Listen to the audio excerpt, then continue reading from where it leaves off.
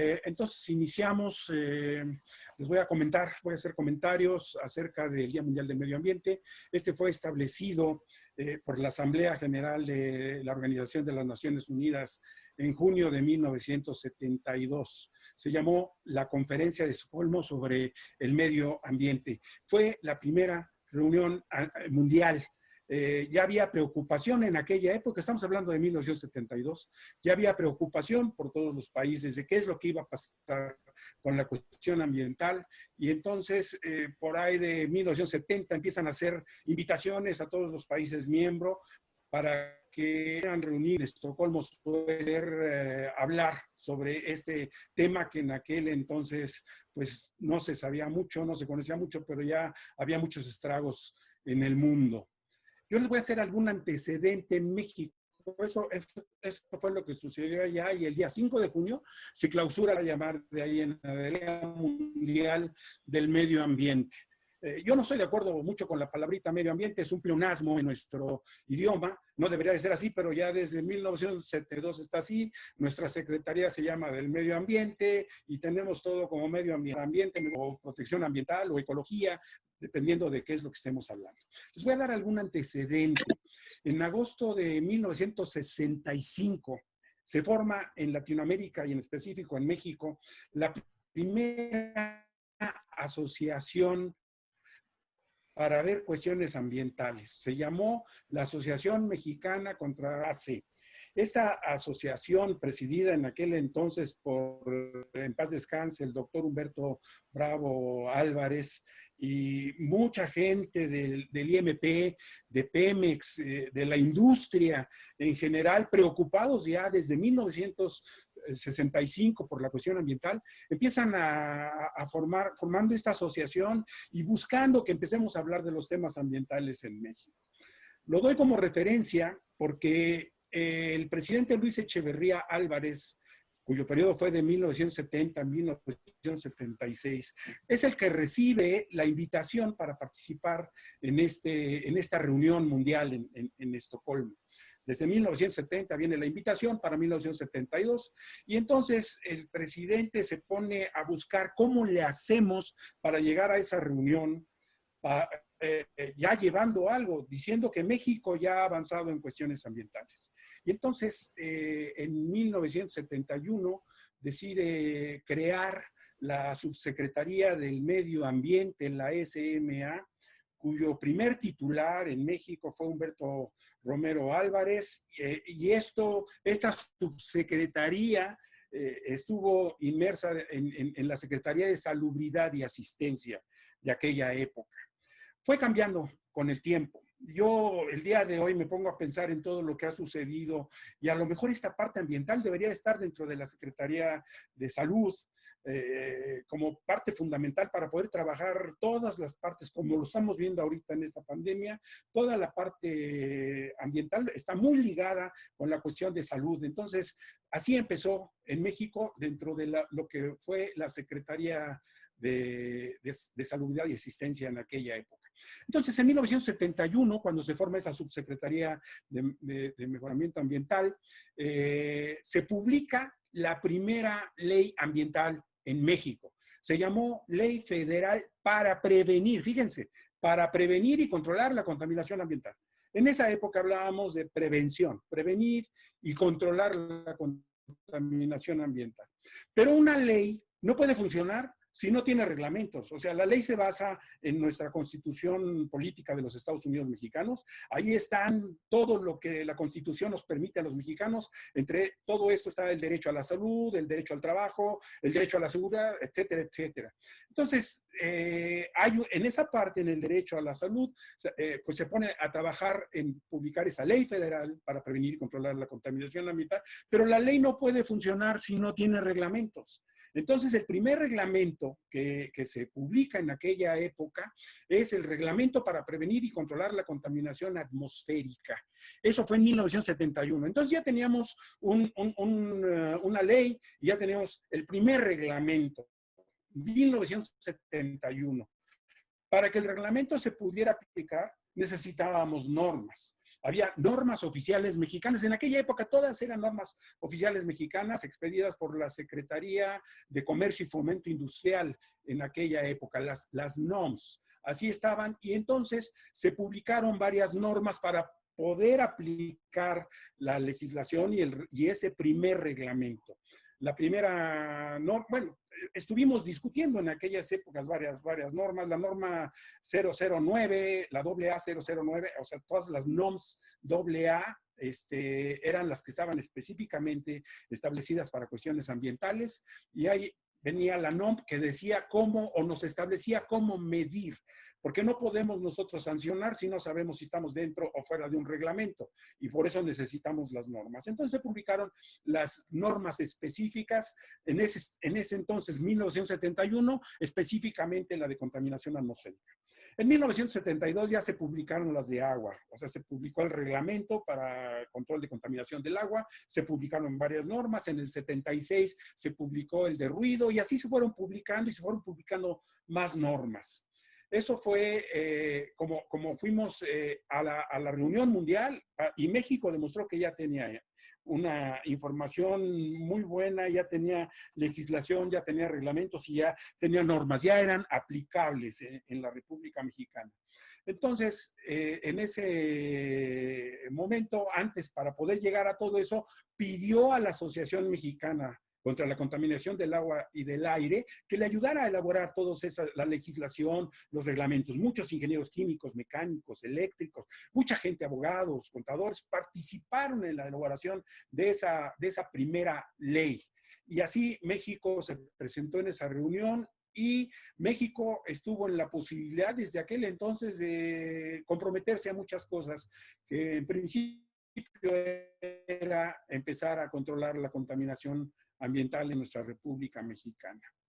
Eso así fue, se empezaron con las normas oficiales mexicanas. Luego, en la época del presidente López Portillo, en el periodo de 1976-82, el subsecretario de Medio Ambiente fue el doctor y licenciado Manuel López Portillo y Ramos. Empezamos a avanzar en los procesos de inspección, aprendiendo. Todos aprendiendo. En esa época, en esa subsecretaría de mejoramiento del ambiente, entró mucha gente, muchos ingenieros, muchos profesionistas, que desde aquella época para acá empezaron a hacer mucha experiencia, y son unos expertos fabulosos. Recuerdo en aquellas épocas a un Rogelio González García, a Campuzano, mucha gente que estaba trabajando y que estábamos discutiendo toda la normatividad, los métodos, ver cómo podíamos medir la contaminación. Hubo por ahí antecedentes en la Secretaría de Salud, donde ya se había medido la calidad del aire en la época de los 60s. Entonces, sobre eso fuimos avanzando. Llega el presidente Miguel de la Madrid en el periodo 82 al 88, se crea la SEDUE, la Secretaría de Desarrollo Urbano y Ecología, y queda como subsecretaria, hizo en México en esa secretaría, ahorita lo está haciendo a nivel mundial, es muy reconocida, y se avanzó muchísimo. Avanzamos en la legislación, avanzamos en normatividad, todo esto.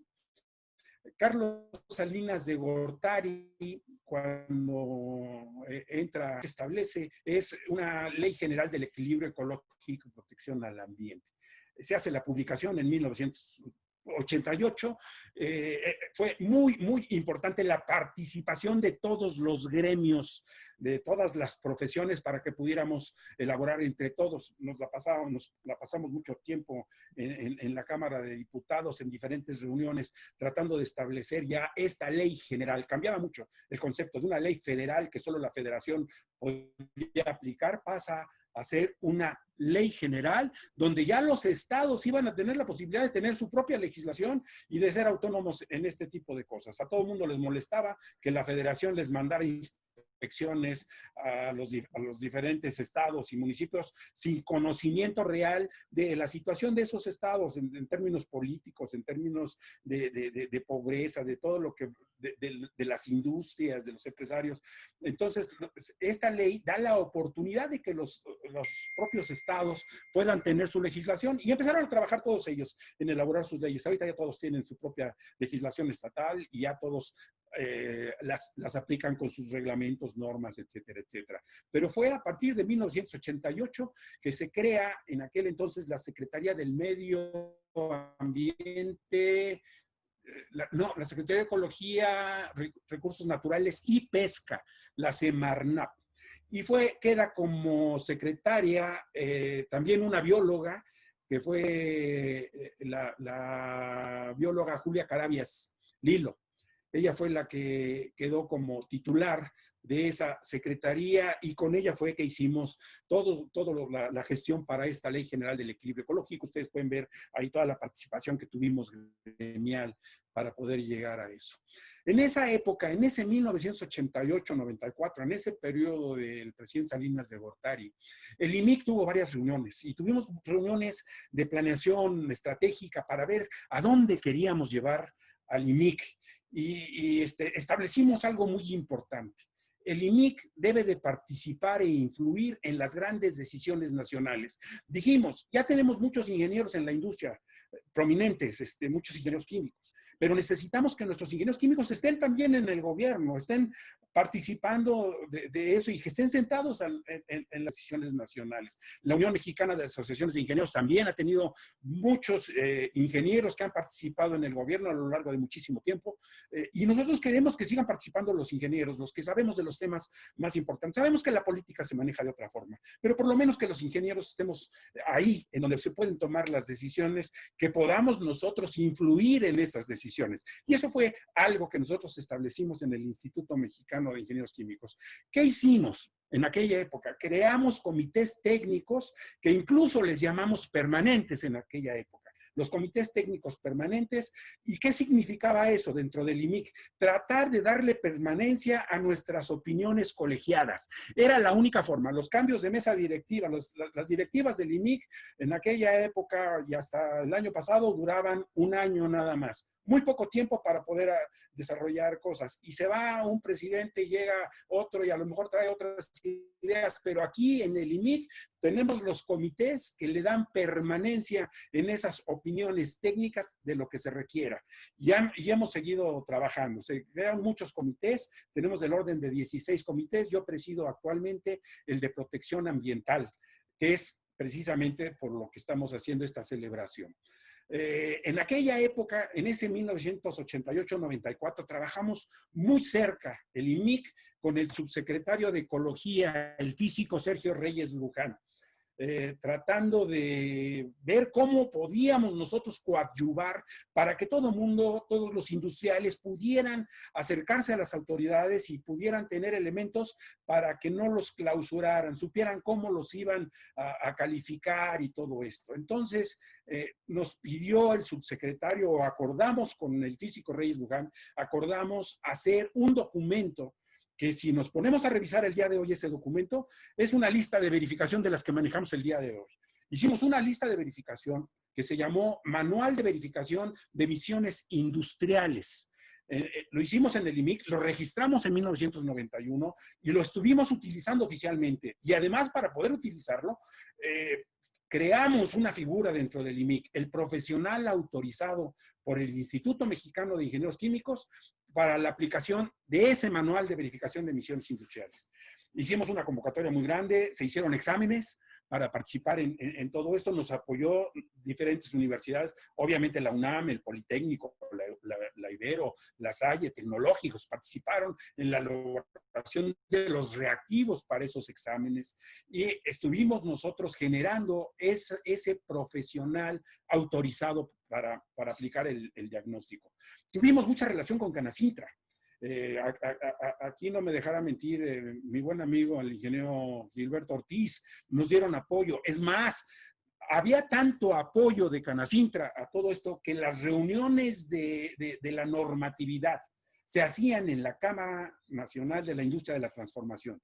Ahí teníamos todas las reuniones donde estuvimos trabajando la normatividad, todas las normas las estuvimos trabajando ahí, con gran participación siempre de la Canacintra, y ahí empezamos nosotros a platicar con los industriales, y el IMIC trabajó con Canacintra, estuvimos haciendo diagnósticos ambientales en aquella época para que los industriales supieran que en una inspección qué es lo que les iban a revisar y se estuvieran preparando para ir resolviendo todos los problemas y estuvieran menos sujetos a sanciones. Eso fue la idea. Fue 1991, el manual de verificación, que ahorita la idea que tenemos otra vez en el Comité de Protección Ambiental es echarlo a andar nuevamente, es buscar que el IMIC vuelva a participar en ese tipo de cosas y que tengamos opinión fuertemente, compartirlo con todos los gremios de la ingeniería y que estemos aportando algo más para lo que se necesita en este país.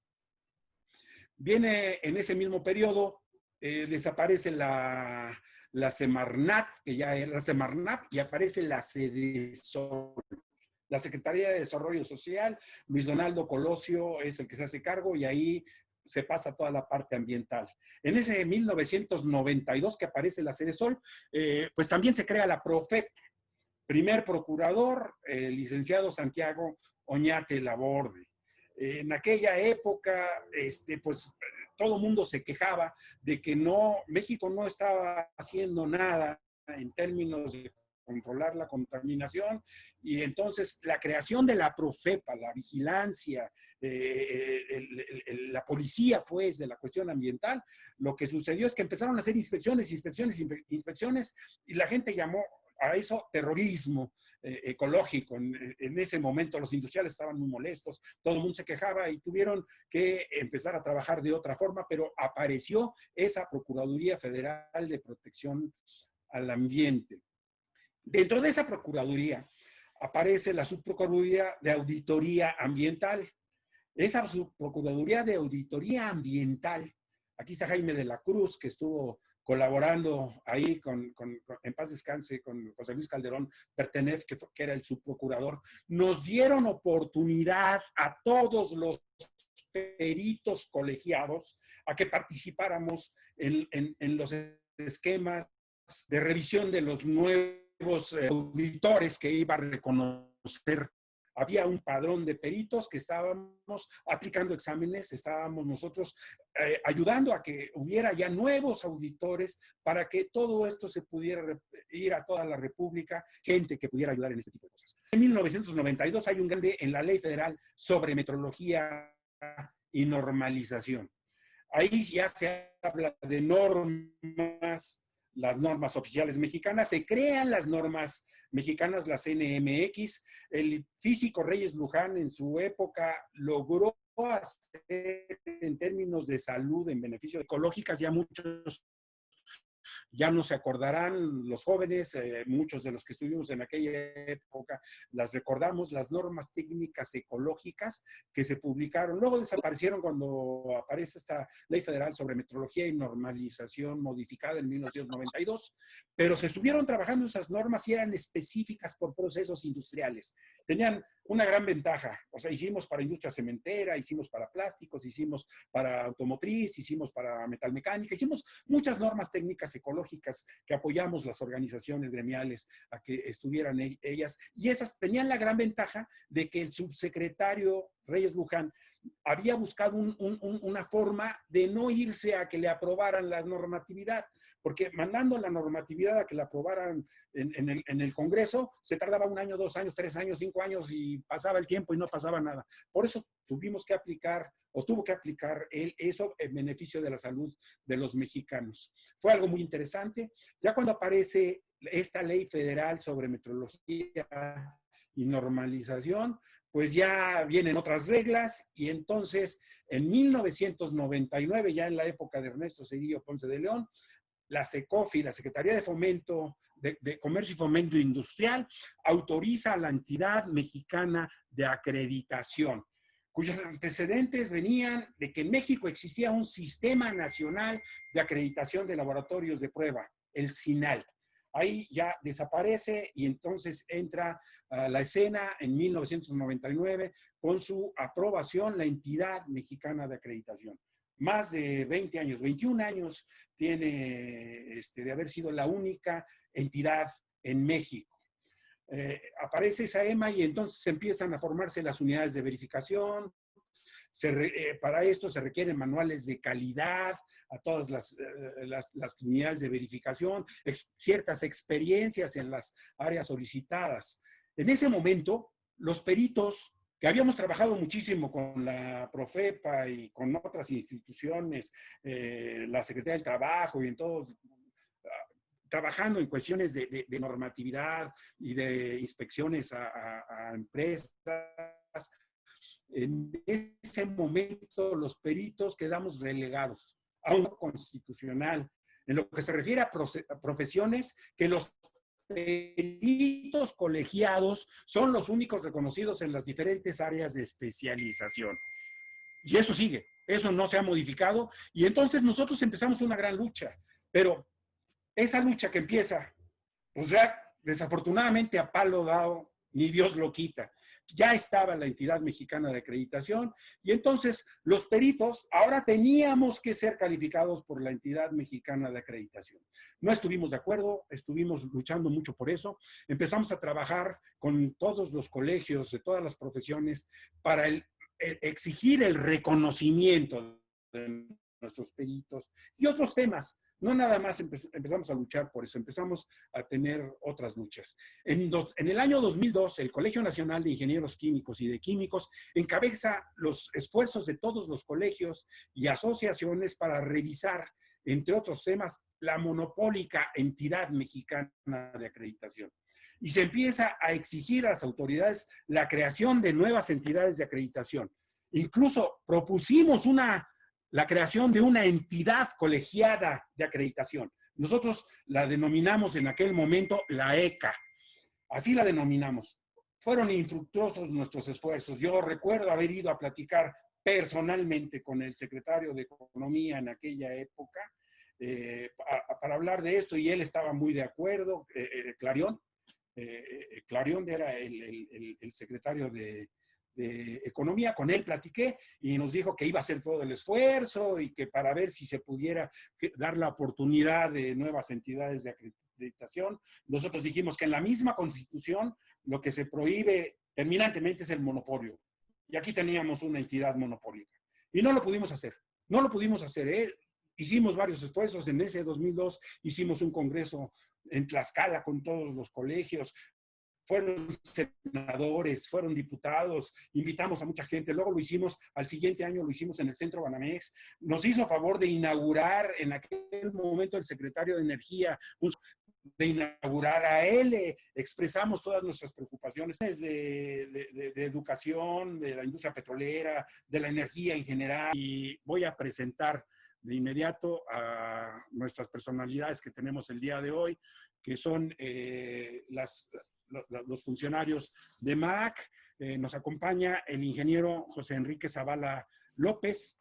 Él cursó la carrera de Ingeniería en Comunicaciones y Electrónica en la Escuela Superior de Ingeniería Mecánica y Eléctrica del Politécnico Nacional.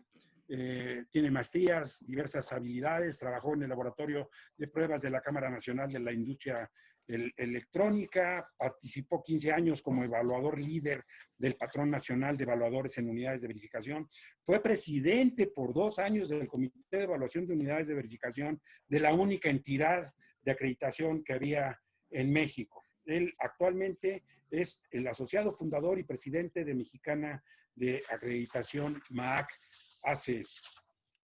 Es quien nos va a estar acompañando ahorita y leo la semblanza del ingeniero Martín Flores Ruiz, que es el director general de Mexicana de Acreditación, que también va a participar ahorita. Él es ingeniero industrial, egresado de UPIXA, también del Politécnico Nacional, tiene diplomado en calidad, productividad y posgrado en alta dirección de empresas por el IPADE, tiene también por AENOR, cursos especializados por AENOR en España, ISO 9000, 14000, OSHAS 18000, etcétera. Ha desarrollado diversos talleres, conferencias, tiene más de 35 años de experiencia enfocados a la calidad y productividad, de 25 años desarrollando actividades de normalización.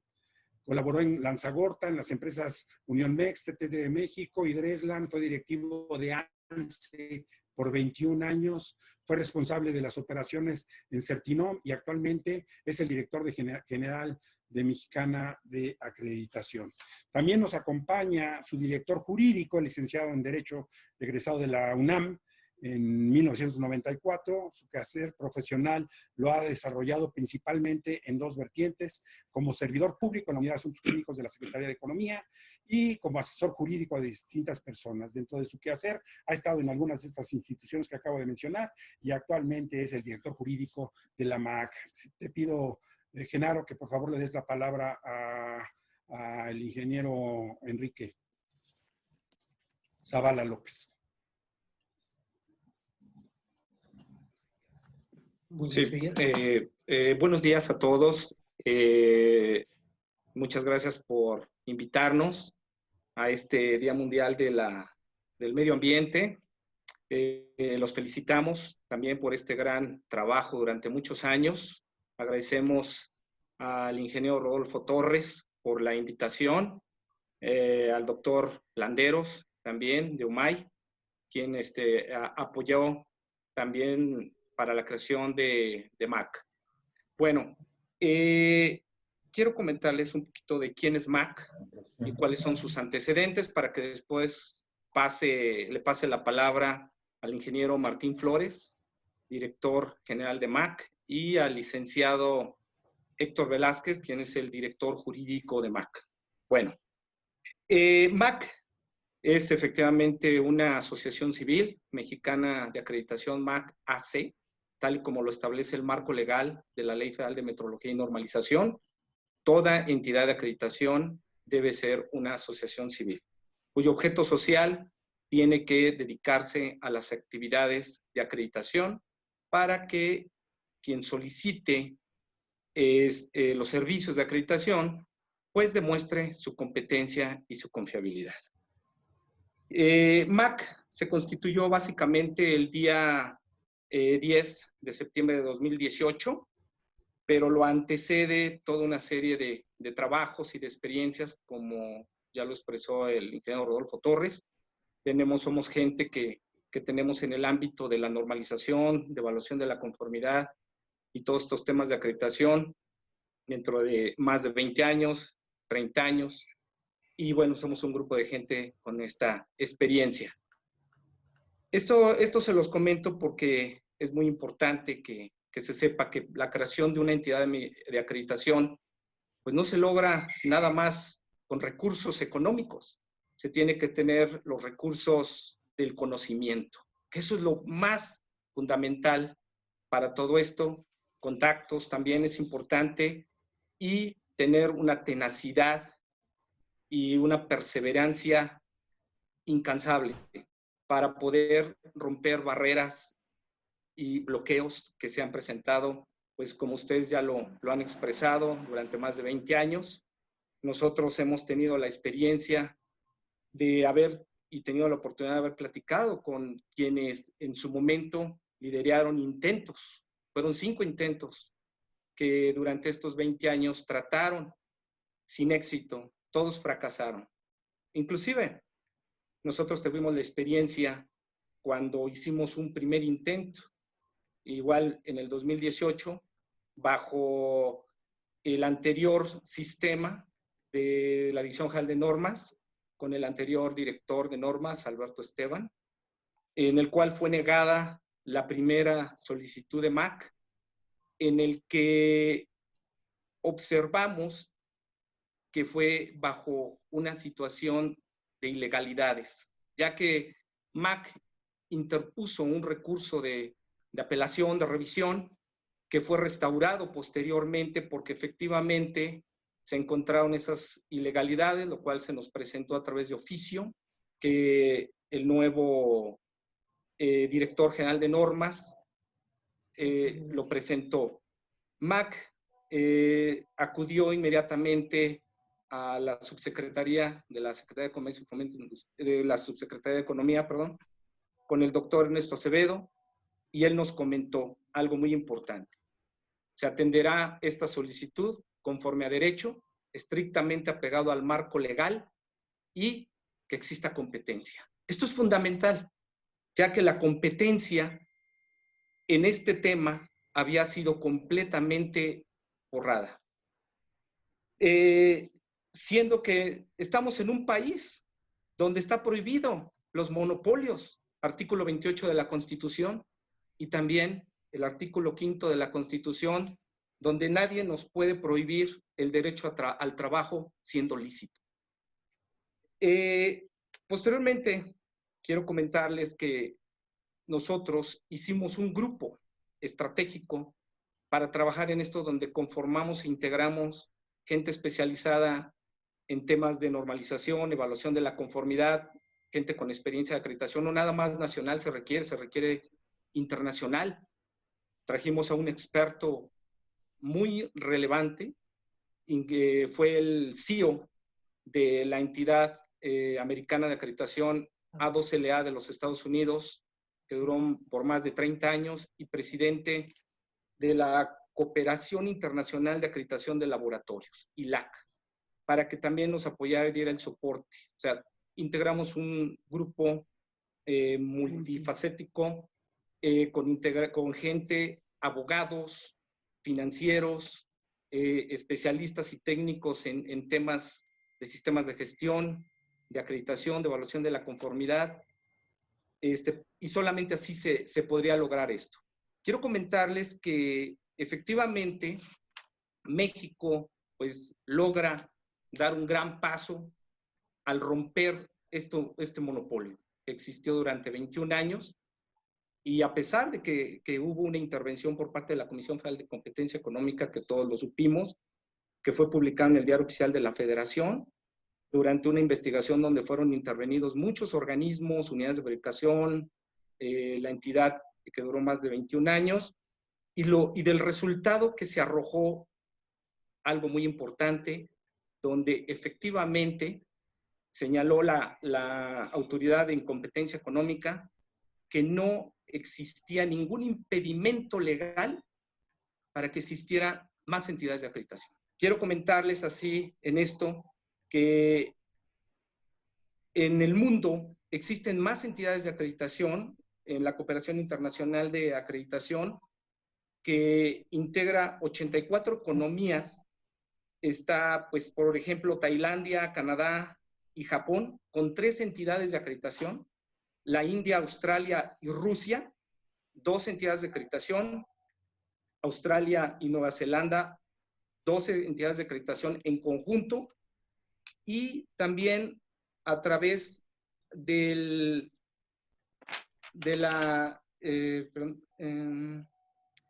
también del Foro Internacional de Acreditación de IAF, se integran a la India y Rusia con 2 entidades de acreditación, y Corea con 3 entidades de acreditación, y los Estados Unidos 6 entidades de acreditación.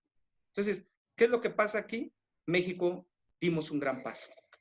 Ahora entramos a un tratado de libre comercio que será aplicado, de acuerdo a lo que sabemos, en julio el 1 de julio, y México tendrá la oportunidad de crear mucho más infraestructura de calidad, todo esto alineado a lo que hoy se está llevando a cabo en el Senado de la República por la aplicación de la nueva ley, la autorización de la nueva ley de infraestructura de la calidad. Entonces, estamos perfectamente alineados a esto. Quiero comentarles que MAC pues cumplió cabalmente con todos los requerimientos que se establecieron en los términos de la Ley Federal de Metrología y Normalización de su reglamento, así como la norma 17011 2018, que establece los requisitos para la autorización de las entidades de acreditación. El día 6 de este año, de mayo, el día 6, quiero comentarles que se autorizó y fue publicado en el Diario Oficial de la Federación a MAC, básicamente en los campos de aplicación de los sistemas de gestión de calidad. Y en este momento, bueno, pues le otorgo la palabra al ingeniero Martín Flores Ruiz para que continúe cuál es, con esta presentación de cuál es la situación actual de MAC, el futuro de MAC, y posteriormente cerrará el licenciado Héctor Velázquez Cano. Gracias. Muy bien. Sí. Sí. Buenos días a todos. Muchas gracias a UMAI, al IMIC, al Comité de Química y Petróleo, especialmente a Rodolfo Torres Barrera, que nos ha dado esta oportunidad de poder estar cerca de ustedes y de presentar lo que es Mexicana de Acreditación. Estamos a sus órdenes. Les voy a comentar cuál es la situación actual de MAC. Después de 2 años, como bien comentaba el ingeniero Zavala, finalmente la Dirección General de Normas, dependiente de la Secretaría de Economía, nos dio la autorización para operar como entidad de acreditación, siendo esta la segunda entidad autorizada en México, eliminando así el monopolio que duró más de 21 años. En el Diario Oficial de la Federación del 6 de mayo del 2020, se dio a conocer el aviso por el que se da la autorización para operar como entidad de acreditación a la Asociación Civil denominada Mexicana de Acreditación. Déjenme decirles que estratégicamente definimos entrar solamente a un tema que es el de la acreditación de organismos de certificación de sistemas de gestión, que como ustedes saben son normas mexicanas, y con ello evitar el posible bloqueo que pudiera haber por algunas autoridades de tratar de limitar la participación de nosotros, y por eso entramos en ese sentido con esta autorización reducida, por así decirlo, para acreditar organismos de certificación de sistemas de gestión. Sin embargo, hemos recibido muchos comentarios al respecto. No teníamos idea de cómo se difunde la información, sobre todo porque antes de que nos dieran la autorización ya era conocido que existía otra entidad de acreditación, ya había corrido el rumor por todas partes, y se lo agradecemos a nuestros competidores que fueron los promotores de todo este tipo de comunicación. El futuro para nosotros es fortalecer nuestro padrón de evaluadores y expertos técnicos para que nos apoyen con las evaluaciones. Necesitamos capacitar a los interesados y armar los expedientes de los evaluadores técnicos. Darnos a conocer, les comentaba yo que la competencia nos ha favorecido, nos ha apoyado en ese sentido. Hay mucho interés de laboratorios, organismos, unidades de verificación, por saber si MAC también va a ofrecer servicios a otros agentes de evaluación de la conformidad. Ahorita en el chat alguien preguntaba si efectivamente estábamos contemplando esto, ya le respondimos a Jorge para que en un futuro cercano no nos pierdan de vista, porque vamos a requerir apoyo técnico de especialistas en diferentes temas, sectores, ramas económicas, etcétera. Por cierto, necesitamos también desarrollar los procedimientos para la acreditación de unidades y laboratorios, organismos de certificación. La autorización que les digo, pues tiene un soporte general, que es nuestro manual de calidad y procedimientos operativos, administrativos de calidad, pero que soportaba nada más la parte de organismos de certificación. Lo que tenemos que hacer es poner los otros pilares, que son los procedimientos específicos para unidades, los procedimientos específicos para laboratorios y para otros organismos. Solicitar la autorización, pasar por procesos de revisión por parte de la Secretaría de Economía y demostrar nuestra competencia técnica. En esta etapa nos encontramos ahorita ya trabajando. Mucha gente nos ha querido conocer, nos envían sus currículums para que precisamente los tomemos en consideración cuando así sea requerido, poder tener ese soporte técnico. Necesitamos integrar los comités de evaluación, donde conste la participación de los diferentes sectores, incluidos los expertos técnicos, los colegios, la academia. Solicitar la ampliación, como les había dicho, por parte de la Secretaría de Economía. Lograr la aceptación y el reconocimiento de los foros internacionales de acreditación, como es el IAF, la Cooperación Interamericana de Acreditación, como es el ILAC, y como es la Cooperación de Acreditación de Asia-Pacífico, APAC. Y nuestro interés y objetivo principal es posicionarnos en corto plazo como líderes de la acreditación en México, brindando la atención que se merecen los usuarios, los clientes, y no sentirse amagados por alguien que no es autoridad, no es gobierno, es un prestador de servicios y así se deben de considerar las entidades de acreditación. Prestadores y proveedores de servicios para los clientes, los cuales se deben de merecer todo el respeto y consideración y así ser atendidos. Necesitamos interactuar con los colegios de ingenieros y expertos técnicos, sumando su participación en nuestros órganos colegiados, consejo directivo, comités, y necesitamos la participación de especialistas y expertos técnicos para nuestro padrón de evaluadores en MAC. Estos grupos de evaluadores son evaluadores líderes técnicos, evaluadores líderes, evaluadores técnicos, evaluadores y expertos técnicos. Nos espera un fuerte trabajo en ese sentido, incluir a este tipo de personas que tengan esas características para armar expedientes, calificarlos, prepararlos y hacerlos partícipes en los servicios que ofrece MAC y por supuesto también con su debida y respetuosa remuneración. Esa es la idea que tenemos nosotros y bueno, de mi parte yo creo que la intención era precisamente manifestarles el interés que tenemos de ampliarnos en otros sectores y cuáles son las necesidades. Estoy a sus órdenes, Martín Flores.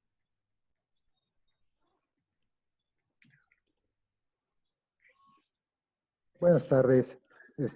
Soy Héctor Velázquez, formo parte de este gran esfuerzo que es Mexicana de Acreditación y en esta ocasión que nos están permitiendo participar en este gran evento que están llevando a cabo, quisiera comentarles, dado el interés que ha habido por parte del sector, la forma de poder incorporarse a MAC, que finalmente, como ustedes bien lo saben, pueden formar parte, pueden incorporarse a una entidad de acreditación, como en su momento lo hicieron varias personas a la EMA, y en esta ocasión, como Mexicana de Acreditación, siendo una asociación civil, buscamos la incorporación con la finalidad de contar con aliados comprometidos en el apoyo, crecimiento y promoción de valores de la calidad y competencia, a fin para que puedan formar parte de la propia entidad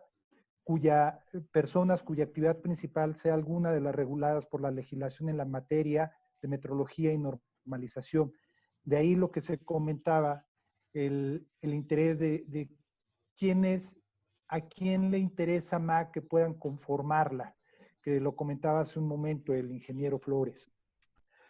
Naturalmente, la incorporación a MAC otorga, entre otros, los beneficios relativos a asistir y participar en las asambleas generales de la asociación con voz y votos, ser electos para integrar el consejo directivo, participar en los órganos colegiados, comités, subcomités, comisiones y grupos de trabajos, presentar proyectos, programas o iniciativas que beneficien la operación de MAC, recibir información oportuna relacionada con el ámbito de la metrología y normalización, que, como lo comentaba, estos son posiblemente los más importantes. Sin embargo, como beneficios o derechos que se establecen en el Estatuto de MAC, podemos encontrar otro número de beneficios.